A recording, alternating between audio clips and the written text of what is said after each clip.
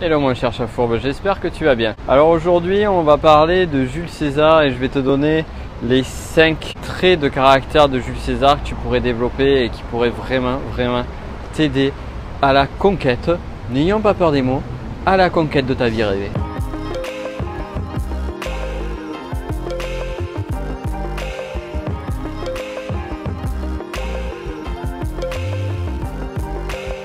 Comme peut en témoigner notamment ce lieu, nous sommes vraiment au cœur historique de la Rome antique.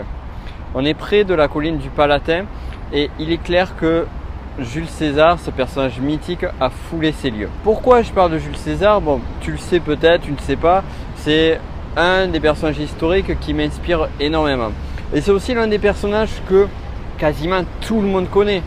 Si tu regardes cette vidéo, probablement tu connais Jules César. Si tu demandes à toutes les personnes autour de toi, eh bien ils te diront bah oui bien sûr, je sais qui c'est Jules César.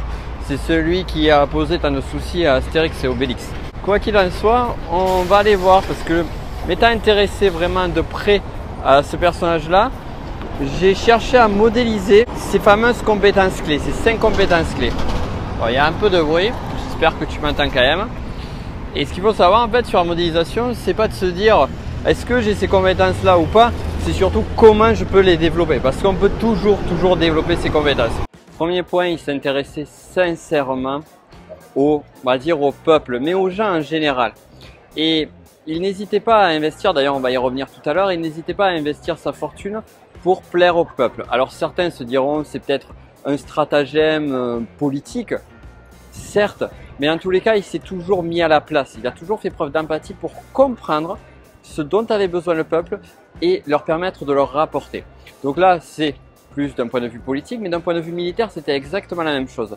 Lorsqu'il était avec son armée et son armée avec qui il a mené des guerres pendant plusieurs années, son armée était d'une fidélité incroyable.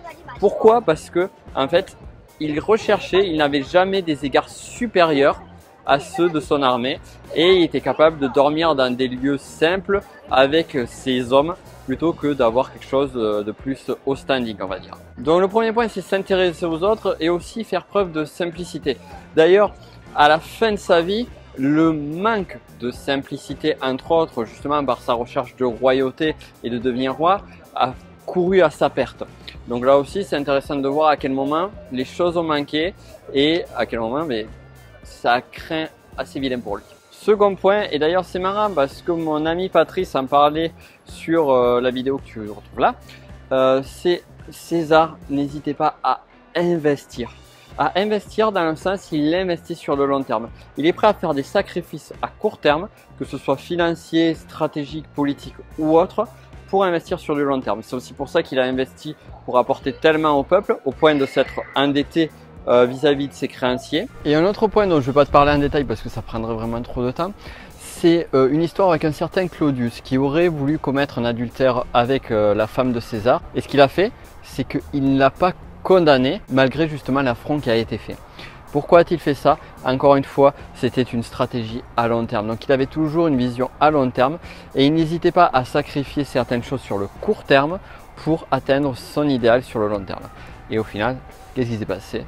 Il y est arrivé, tout simplement. Le troisième point, et ça tu le retrouves également sur des grands hommes comme Walt Disney par exemple, dont je t'ai donné la stratégie Walt, c'est que Jules César avait une grande vision, il avait un grand rêve et il n'hésitait pas à garder ça en ligne de mire et ce depuis le début.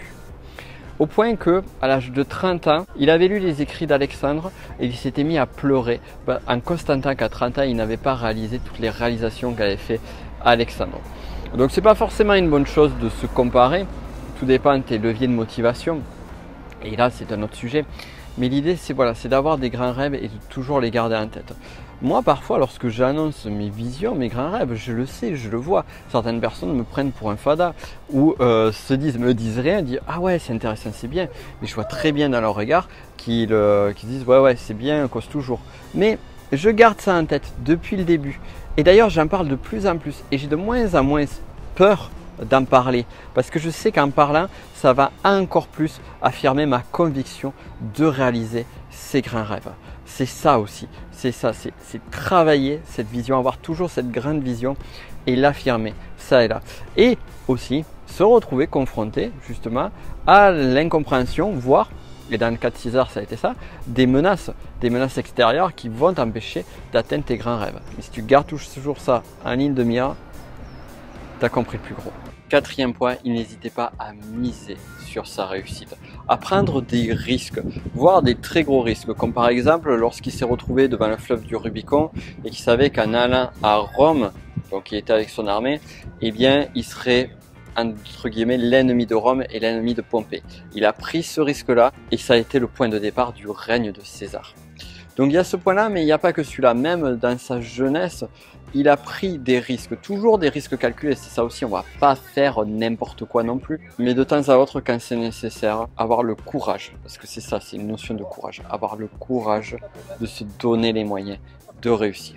Parce que ce qu'il faut garder en tête, c'est aussi que César était un fin stratège. Donc il ne prenait pas des risques inconsidérés quand il pensait que c'était inutile.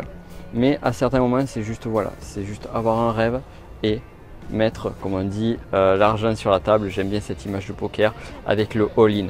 Mais le all-in, on ne le fait pas n'importe quand et n'importe comment. Et enfin, cinquième et dernier point, peut-être un peu plus étonnant, celui-là pourtant, il est très important, c'est César était un brillant, un très grand orateur. Alors peut-être que tu n'as pas l'impression de l'être aujourd'hui, mais c'est pas grave. L'idée, c'est là, je t'ai donné ces 5 points et c'est le fait de développer.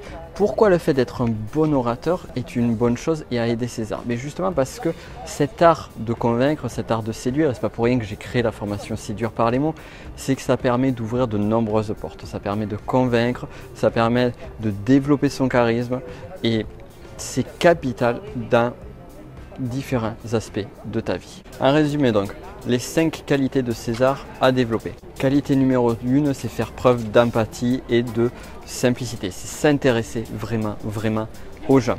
Qualité numéro 2, ne pas hésiter à investir sur ce qui est important pour toi. Et investir, ça veut dire avoir une vision à long terme. Troisième point, c'est justement vision à long terme, c'est avoir un grand rêve, un grand but en tête. Quatrième point, ne pas hésiter quand c'est nécessaire, et je dis bien quand c'est nécessaire, de miser sur ta réussite.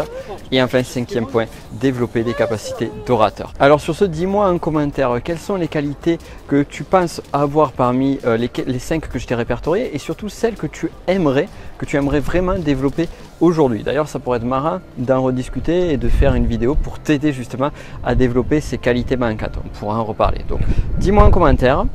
Et comme d'hab, je te souhaite une excellente journée et on se dit à très vite. Ciao, cherche à fourbe.